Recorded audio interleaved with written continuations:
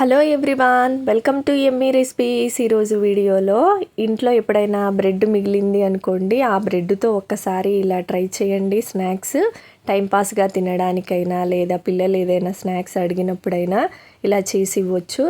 చాలా చాలా బాగుంటాయి, ట్రై చేయండి ఒకసారి. ఇక్కడ నేను ఈ స్నాక్స్ కోసం ఇంట్లో ఉన్న బ్రెడ్ని ఒక 6 పీసెస్ని తీసుకున్నాను. ఇప్పుడు ఈ బ్రెడ్ని ఎడ్జెస్ 4 వైపులా కట్ చేసుకోవాలి.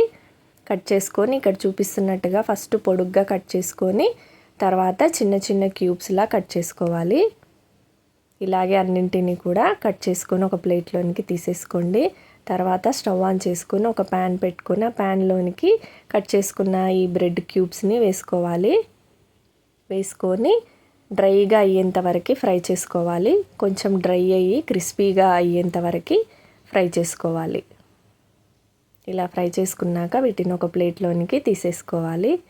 తర్వాత ఇదే ప్యాన్లోనికి 1/2 కప్పు షుగర్ని వేసుకోవాలి. వేసుకొని షుగర్ని కదపకుండా దానంతటా అదే క్యారమెల్ అయ్యేంత వరకు ఇలాగే వదిలేయాలి. ఇలా క్యారమెల్ అయిన తర్వాత ఒక్కసారి అంతా కూడా కలుపుకొని ఇప్పుడు ఇందులోనికి కొద్దిగా చిన్న గ్లాస్తో ఒక 1/2 గ్లాసు పాలను వేసుకోవాలి. క్రీమీగా వస్తుంది పాలను వేసుకోవడం వల్ల.